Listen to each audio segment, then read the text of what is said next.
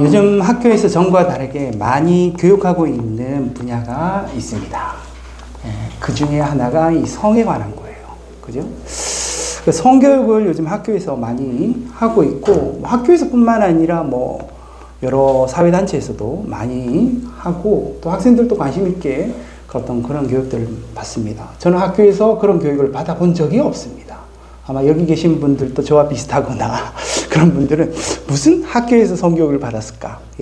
그렇게 받아본 경험들이 없을 거라고 생각을 합니다. 저희 때는 성이라고 하는 게 이렇게 몰래 숨어서 어떻게 이렇게 보여지고 다루어지는 거지, 이렇게 드러내놓고 할 수 있는 그런 것이 아니었거든요. 그렇기 때문에, 그리고 또 성에 대해서도 이게 마치 여성이 아닌 남성의 전유물처럼 느껴졌던 그런 시대였기 때문에, 이건 어둠의 구석에서 있었던 그런 분야, 비밀스러운 분야라서 세상이 오픈되어지고 사람들이 회자되어지고 그 부분에 대해서 이야기되어지고 하는 것들이 또 부끄럽게 여겨지고 또 그런 일들이 거의 없었어요. 그러나 지금은 어떻습니까? 지금은 초등학생도 지금 학교에서 보면은 성교육도 이루어지고, 또 학생들이 또 선생님들한테도 물어보기도 합니다. 이것은 어때요? 저것은 뭐요? 부모님들한테도 다 물어보고, 요즘 부모님들도 그런 부분들에 대해서 잘 이해가 깊어서 이 자녀들이 그런 이야기들을, 성에 관한 이야기들도 허심탄회하게 자유롭게 그렇게 이야기 나누는 그런 모습들을 볼 수 있습니다. 그만큼 성은 우리에게 알게 모르게 굉장히 중요한 부분으로 다가오고 있고, 특히 지금의 시대에는 훨씬 더 오픈되어져서 정말 빛 가운데 어쩌면 이 부분들이 다뤄지고 있는 것은 아닌가. 그것이 긍정적이다, 부정적이다라는 것들을 떠나서 이게 어둠에 있기보다는 밖으로 나와서 이게 많은 사람들에게 이야기되어지는 것은 좋은 일이 아닌가, 이런 생각들이 들고요. 하여튼 이 성은 우리의 시대, 지금 우리 살아가는 이 지금의 시대에는 굉장히 중요한 영역, 그런 부분을 차지하고 있다라는 생각입니다. 지금만 이렇게 중요했느냐, 그렇지는 않습니다. 이 성의 역사를 보면 정말 이 성의 역사는 굉장히 오래될 수밖에 없거든요. 인간의 본능 속에 있는 부분이고, 인간은 정말 어쩌면은 태어나서부터, 그죠? 아니면 인간의 어떤 역사의 시작부터 이 성의 역사는 시작되었다고 볼 수가 있습니다. 옛날에 고분 벽화에 보면은 가장 흔하게 그려져 있는 그런 벽화의 내용들이 주로 뭐였냐면요, 신에게 이렇게 절하고 신에게 제사를 드리고 하는, 신을 섬기는 어떤 그런 것들이 옛날에 이렇게 고분 벽화에 많이 그려져 있습니다. 즉 인간들이 자연스럽게 본능적으로 가장 먼저 문화적으로 가지게 되는 것 중에 하나가 이래 신을 섬기는 거예요. 신을 섬기는 거. 그게 어떤 신이 되었든지 간에 인간은 자연스럽게 내가 누군가를 섬겨야 되겠다. 누군가에게 뭔가 빌어야 되겠다. 내가 그 무엇인가에 대해서 의지해야 되겠다는 그 마음들이 인간의 본능 속에 있는 거예요. 그래서 인간의 역사가 시작되기, 그러니까 문자가 있기도 전에 벌써 인간들은 무엇을 했느냐면은 신을 섬기기 시작했어요. 그죠? 근데 이 신을 섬기는 것과 함께 같이 시작되어오는 것 중에 하나가 이 성문화예요. 옛날 이 신의 성전에서, 성전이라고 하면 신전에서 가장 많이 행해졌던 게 어떤 성적 관계들, 성적 행위들, 이런 것들이 가장 많이 이루어졌어요. 굉장히 난잡하게 많이 이루어졌다는 거죠. 그래서 그 당시부터 이게 성적인 어떤 문화들, 성적인 역사들, 인간의 어떤 시초, 그 시작부터, 인류의 역사가 시작부터 이 성의 역사는 계속되어져 왔다는 것을 볼 수 있습니다. 그만큼 인간은 만들어졌을 때부터 어떤 성적 욕구를 가지고 성적 본능을 가지고 태어나는 그런 인간이고, 그래서 인간의 삶은 이 성과도 뗄래야 뗄 수 없는 관계에 서고 있고, 지금 마찬가지. 지금도 이 성에 대해서는 너무나도 중요한 부분이고, 또 이것은 또 아주 잘 다루어져야 될 부분이기도 합니다. 인간이 왜 이렇게 성에 집중하게 될까요? 하나님이 인간을 그렇게 만드셨어요. 그죠? 하나님이 인간의 성적인 어떤 관계, 성적인 어떤 그런 그 존재로 우리 인간을 만드셨기 때문입니다. 하나님이 인간을 만드시고 그 성에 대해서 만드셨을 때는 하나님이 뭐라고 했습니까? 하나님 보시기에 좋았더라. 그냥 아름답고 그냥 하나님이 만드신 창조물 속에 담겨져 있는 것이 바로 이 성이에요. 그래서 하나님은 너무나도 자연스럽게 이것을 우리들에게 허락해 주셨고 그것을 만들어서 우리에게 두셨어요. 그런데 늘 그렇듯이 인간이 그 창조되어진 것들을 어떻게 다루냐의 문제거든요. 어떻게 다루어 가느냐의 문제인데 인간이 늘 그 창조물들을 자기 마음대로 다루는 거예요. 자기의 욕망과 자기가 원하는 자기의 편한 대로 그런 것들을 자꾸 다루다 보니 이 성도 마찬가지인 거예요.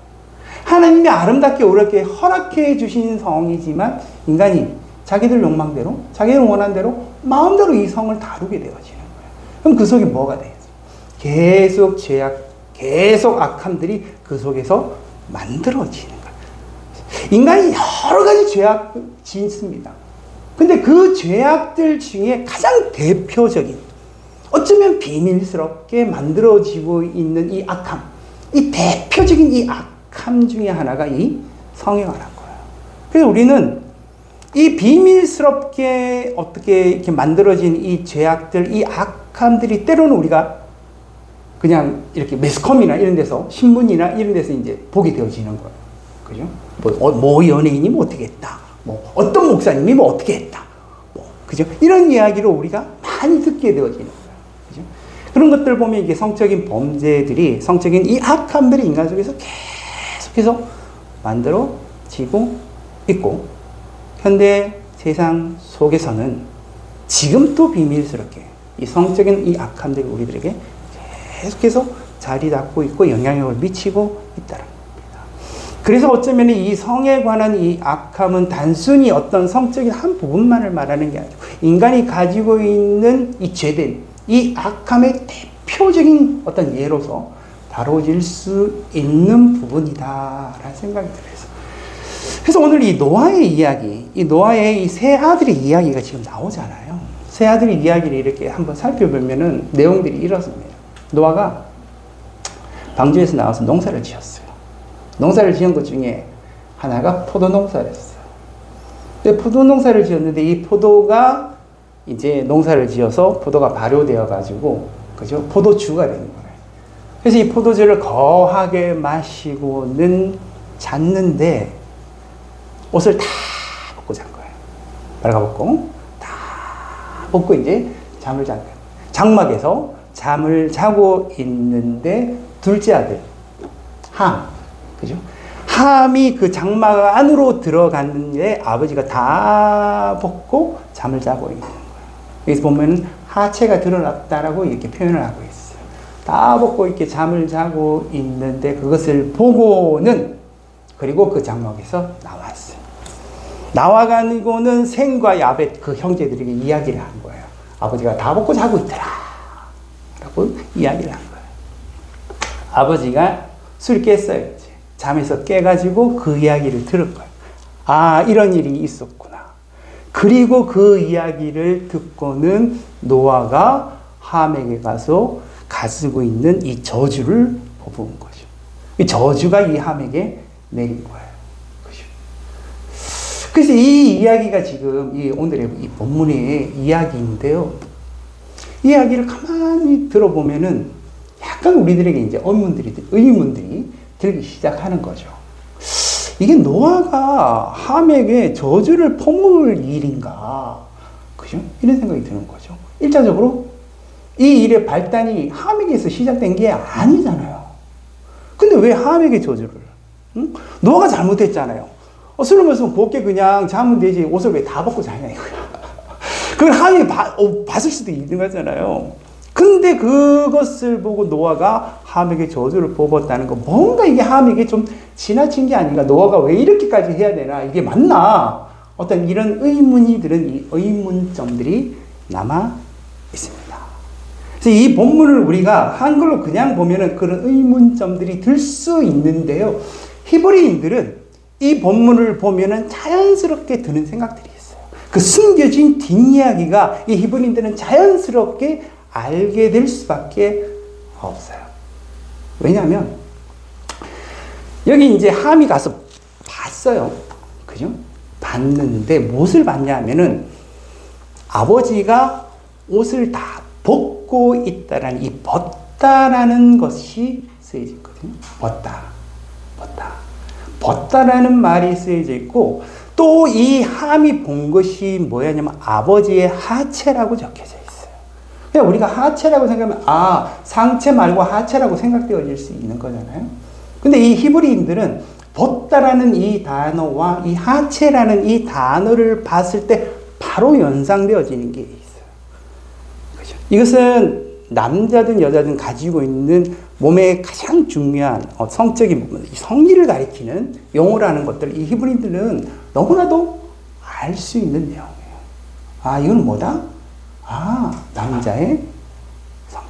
이 중요한 부분을 말하는 거구나라는 것들을 너무나도 알 수 있다라는 거예요. 함이 본 건 그것을 봤다라는 거예요.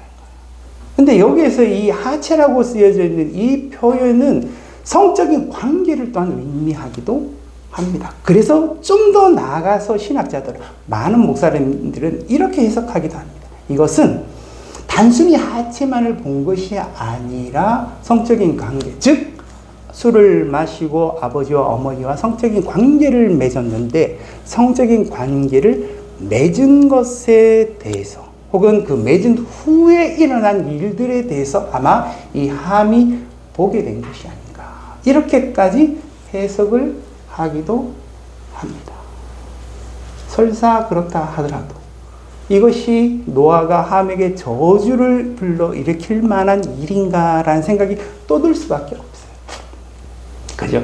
근데 이렇게 함에게 저주한 이유, 이것을 우리가 조금 더 예언자적 입장에서 보자면 이런 거예요. 함이 봤을 때 함이 그것을 보고 하체를 보고 나와서 그것에 대해서 또 계속해서 형제들에게 이야기를 합니다. 그 부분에 대해서 이야기를 해요. 그러면 이 함 속에 담겨져 있는 이 죄된 성적 욕망이 여기에 담겨져 있다는 거예요. 즉 함이 그냥 단순히 이 사건만으로 나타난 이야기가 아니라 함의 지속적인 성적인 욕망이 담겨져 있는 거죠. 즉 성적 관계라고 하는 것은 부부만이 허용되어지는 관계거든요. 우리가 이게 성경적인 성 혹은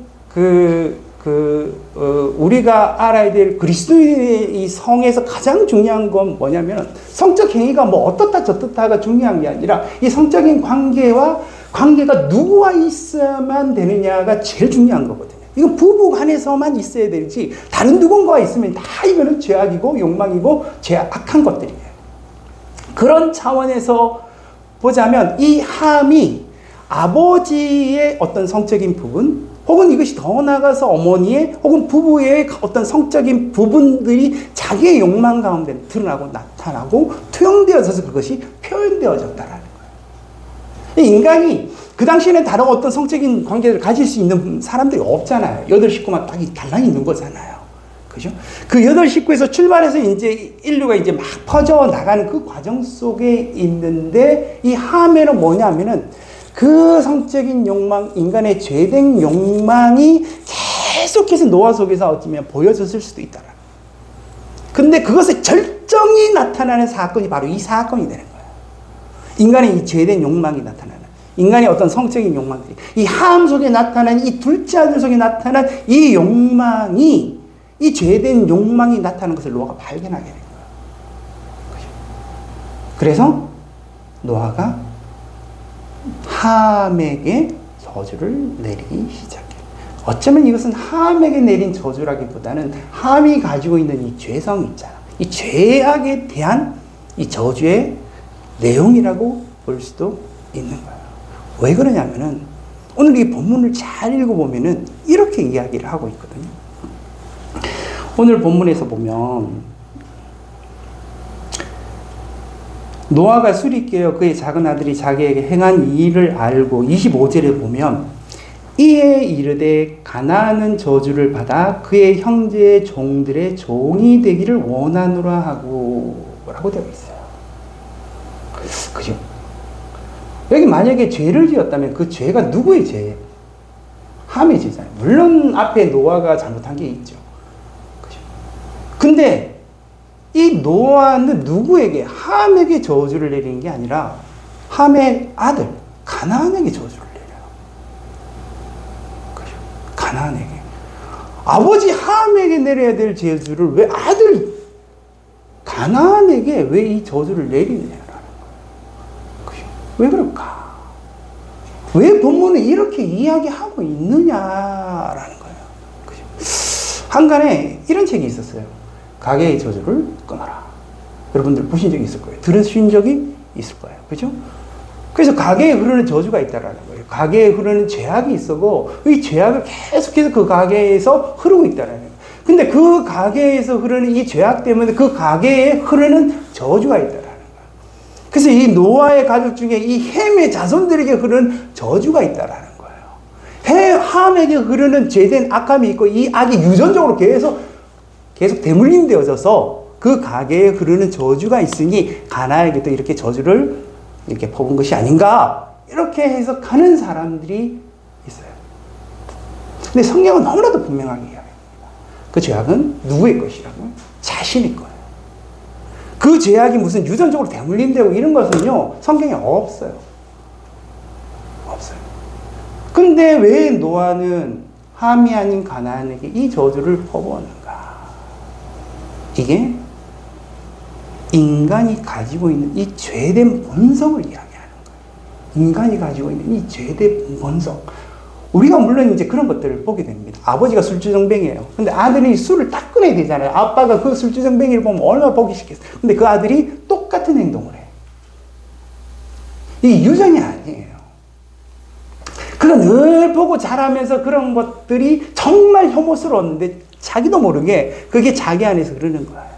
이 유전적으로 흐르는 게 아니라 이 죄된 본성 가운데 그것을 계속해서 보고 습득하게 되어지는 거예요. 그죠? 아버지가 맨날 술에 취해서 엄마를 때려. 그 자식이 결혼했다면 자기 와이프도 때려. 심지어는 자기 자식도 때려. 이런 것들을 우리가 계속해서 듣게 되고 보게 됩니다. 이런 것들이 왜 있을까요? 이 유전이 아니에요. 이 죄된 습성이 있거든요. 이 죄된 본성. 흐르는 이 습성. 이 습성들이 계속해서 인간들이 보면서 내 안의 욕망 가운데 나타나게 되어지는 거예요. 나타나겠죠. 그러니까 이 노아는 지금 이 함을 보면서 이 함에 대해서가 아니라 함의 이 자손, 이 가나안에 대하여 예언적인 그런 저주를 지금 하고 있는 거예요. 그런 어떤 죄된 본성을 가지고 있는 인간의 죄성. 이것은 너희 이 가나안 속에 그죠? 이 죄의 저주가 계속해서 그 본성적인 죄가 드러나면 그렇게 저주가 내려질 것이라는 것들을 보여주고 있다는 거예요. 이 이야기를 노아가 왜 하는지 아세요? 여러분, 이 창세기를 누가 썼습니까? 모세 오경이거든요. 모세가 썼어요. 그럼 이 창세기를 읽는 첫 번째 독자가 누군지 아십니까? 이 당시 사람들이 아니에요. 이 당시 사람들이 아니라요. 모세가 썼으니 이 모세 오경을 보는 사람들은 그 당시 모세와 함께 광야 생활을 하고 있던 히브리인들이에요. 이 유대인들. 이 유대인들이 이 광야 생활을 하면서 이 모세 오경의 이 내용들, 이 창세기의 내용들을 듣고 알게 되는 거예요. 그죠? 그들이 모세를 통하여 그들이 듣는 거예요. 그래서 이 모세는 이 히브리인들이 광야 생활을 하면서 어디를 지금 들어가야 돼요? 가나안에 들어가는 거예요. 근데 그 가나안의 시작이 무엇인지, 그 가나안에 흐르고 있는 그 민족이 어떤 민족인지, 그 시작과 그 민족의 본성과 그 가나안 족속 속에 흐르는 이 죄된 죄성이 무엇인지에 대해서 노아는 이야기하고 싶은 거예요. 그러니 함에게 저주를 내렸다가 아니라 누구에게? 가나안에게 내렸다라고 이야기합니다. 그들이 이제 어느 가나안 족속, 그 족속 가운데로 들어가야 되잖아요. 근데 그 족속이 어떤 족속이냐면은 그 당시 노아에서부터 있던 이 죄된 인간의 죄된 욕망 가운데 있는 이 본성 가운데 있는 자들이 그 가나안에 지금 살고 있다는 것을 보여주는 거예요. 너희들 정신 바짝 차려야 된다는 거예요. 지금 그 땅이 어떤 땅인지, 그 민족이 어떤 민족인지 너희들이 이 노아 때부터 이야기를 들어서 알고 있어야 되기 때문에 노아가 그때부터 예언적으로 이 말씀을 하셨다는 것들을 강조하기 위해서 함이 아니라 가나안에게 저주가 있었다는 를 분명히 이야기해주고 있습니다. 제가 서두에 성에 대한 이야기를 했어요. 그죠? 근데 오늘 이 본문을 잘 보면요. 성이 아니에요. 성이 전부가 아니라 우리 가운데 있는 성을 대표로 표현할 수는 있지만 우리가 가지고 있는 이 죄된 본성을 이야기해요. 우리 안에 흐르는 이 욕망 말이에요. 이 욕망 가운데 이 사회와 결탁되어지시고 만들어지고 있는 이 죄된 모습. 노아의 시대부터요, 아브라함까지 오면서도 이 죄된 욕망들이 계속해서 그 세상 가운데 영향을 미쳤을 거예요. 그리고 이 가나안 족속이 그리고 이 가나안의 그런 문화들이 만들어졌을 거예요. 이 가나안 족속들이 하는 게 주로 뭐였어요? 우상숭배였어요. 우상숭배. 그들이 계속해서 신전에 가서 우상을 숭배하는데 그 우상을 숭배하는 모습 중에 핵심, 이 하이라이트가 뭐였어요? 난잡한 성관계. 그들의 욕망이 그들이 가지고 있는 신에게 제사하는 과정 속에서 계속해서 그런 것들이 나타나요. 얼마나 그런 인간의 죄성들이 가득한 땅 그 가나안에 대해서 노아의 시대부터 이때부터 벌써 이야기를 해주고 있다는 거예요. 그것이 이 세상이야. 그것이 인간이 가지고 있는 죄된 욕망이야. 너희들이 그 땅 가운데 이제로 들어가야 될 텐데 그것은 하나님의 저주 가운데 있는 그 땅이라는 것들을 분명하게 이야기해주고 있다는 겁니다. 이게 노아의 마지막 이야기예요. 노아의 그 심판과 그 구원과 하나님 앞에 예배드린 후에 벌어진 그 노아 이야기의 마지막 부분이 바로 이 이야기예요. 죄된 본성을 가지고 있는 이 죄악된 죄성을 가진 인간의 모습.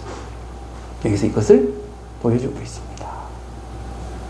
그걸로 끝나지 않습니다. 마지막 형제 누가 남아있어요? 셈과 야벳이 있어요. 이 셈과 야벳은 오늘 이 본문 속에서 보면은 함에게 그 이야기를 들었어요. 그죠? 함에게 그 이야기를 들었어요. 그 이야기를 듣고 옷을 가지고 어깨에 메고 뒷걸음질을 칩니다. 앞으로 가지 않고 앞으로 가면은 볼 수 있잖아요. 안 보기 위해서. 그래서 뒷걸음질을 쳐서 아버지에게 덮어주고 그리고 나오게 됩니다. 그 이야기 또한 노아가 듣게 되어졌죠. 그래서 함에게 저주를 퍼부었던 그 입으로 셈과 야벳에게 축복의 말씀을 전하기 시작해요. 축복의 말씀을 전하기 시작해요. 그래서 셈은 셈의 장막 가운데 거하게 될 것이고 너희들은 창대하게 될 것이다. 그리고 야벳에게도 동일하게 그렇게 이야기를 하는데 이 축복의 말씀을 우리가 잠깐 한번 보면 좋을 것 같아요. 26절에 보면 또 이르되 셈의 하나님 여호와를 찬송하리로다. 가나안은 셈의 종이 되고 하나님이 야벳을 창대하게 하사 셈의 장막에 거하게 하시고 가나안은 그의 종이 되게 하시기를 원하노라 하였더라. 이렇게 표현되어 있죠. 그죠? 여기서 셈의 장막 이야기가 나오잖아요. 근데 여기서 야벳의 장막이 있어요, 없어요? 야벳을 창대하게 하사 누구? 야벳의 장막에서 거하게 하시고가 아니라 누구의 장막에? 셈의 장막에 거한다. 셈의 장막이 뭐길래 야벳의 장막이 아니라 왜 셈의 장막인가? 이런 질문을 할 수밖에 없어요. 그죠? 왜인지 아세요? 그 뒤에 이제 셈의 족보가 나와요. 10장에서. 셈의 족보가 나와요. 그리고 우리 역대상에서도 보면은 이 아담과 하와의 족보가 쭉 나오는 것을 볼 수 있어요. 그리고 마태복음에도 이 족보들 그것을 쭉 연결해보면 어떻게 되는지 아세요? 셈의 자손 중에 누가 나와요? 아브라함이 나와요. 아브라함의 자손 중에 누가 나와요? 다윗이 나와요. 다윗의 자손 중에 누가 나와요? 예수 그리스도가 나와요. 이 셈의 장막만 나오고 야벳의 장막이 나오지 않는 이유가 있어요. 야벳은 창대하게 되듯 어느 장막에? 셈의 장막에 거하게 된다라고 이야기해요. 그 셈의 장막에는 누가 계시냐? 바로 그 마지막 예수 그리스도 그 구원자가 계시는 거예요. 그 구원의 장막 가운데 야벳이 창대하게 되어져서 하나님의 백성으로 살게 되어질 것이다 라는 것들을 이야기해 준 것. 이 노아의 이야기, 이 마지막 이야기에 누가 나오느냐? 바로 여자의 후손이라고 불려지는 그 예수 그리스도가 샘의 장막으로 표현되어서 나타나고 있다는 거예요. 그래서 그 야벳이라는 그 하나님의 백성, 그들이 창대하게 되어져서 그리스도라고 하는 이 샘의 장막 가운데 가요 하나님의 백성으로서의 삶들을, 예수 그리스도인으로서의 삶들을 살게 될 것이라는 것들을 여기서 예언을 해주고 있습니다. 이걸 누구에게요? 첫 번째 독자인 광야 생활을 하고 있는 그 히브리인들에게. 지금 우리는 이것을 해석을 해야 알아들을 수 있잖아요. 처음에 이야기 나왔을 때 노아 이야기 마지막에 굳이 이야기가 왜 필요하냐, 이게 뭐냐 이런 생각이 들었을 거예요. 근데 이 속에는 예수 그리스도의 구속 사적 이야기가 그 첫 독자인 광야 생활을 하는 히브리인들에게 필요한 거예요.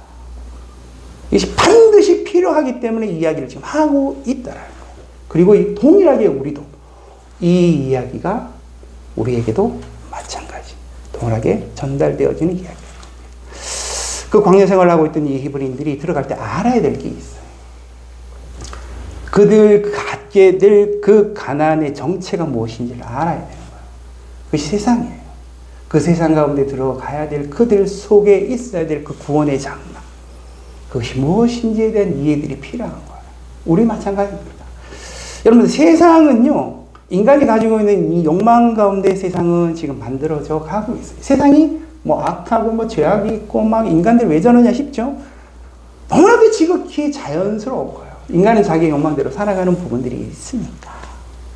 근데 그 세상 가운데 우리들은 누구? 예수 그리스도를 믿는 믿음의 마음으로 이 세상 가운데 나가야 되는 거잖아요. 이게 이 창세기 노아에게서 마지막에 우리들에게 해주고 있는 이야기예요. 저희들이 이 샘의 장막, 예수 그리스도의 그 구원의 장막 가운데 거하여서 우리가 이 세상 가운데 나아가 정말 생육하고 번성하는 그런 창대한 모습으로 우리가 그리스도인의 삶을 살아야 된다. 이런 것들을 이 본문 속에서도 선교적 명령으로 우리가 나타나고 있다는 것들을 볼 수가 있습니다. 여러분, 이 본문들을 잘 기억하시고 여러분들 마음속에서 잘 해석되어져서 정말 우리가 그리스도인이 또 어떻게 살아야 되는지, 세상은 또 어떤 정체를 가지고 있는지 여러분들 잘 보시고 이 세상 가운데 그리스도, 이 샘의 장막 가운데 거하여 그 안전함과 그 평안함과 그 위로와 그 공급하는 선한 능력들, 이런 것들을 힘입어서 살아가는 저와 여러분의 삶이 되어지기를 주님의 이름으로 축복합니다. 아멘. 기도하겠습니다. 아버지 하나님, 오늘은 노아의 이 세 아들에 대한 이야기를 함께 나누었습니다. 이 속에 담겨져 있는 예언자적 성격을 띠고 있는 이 말씀들을 저희들이 잘 이해할 수 있도록 도와주시고, 우리가 세상을 알고 이 세상 속에서 그리스도인들이 살아야 될 삶이 무엇인지, 정말 예수 그리스도를 믿는 그 믿음의 마음으로 우리가 살아갈 수 있도록 주님 은혜를 베풀어 주시옵소서. 예수 그리스도 이름으로 기도드립니다. 아멘.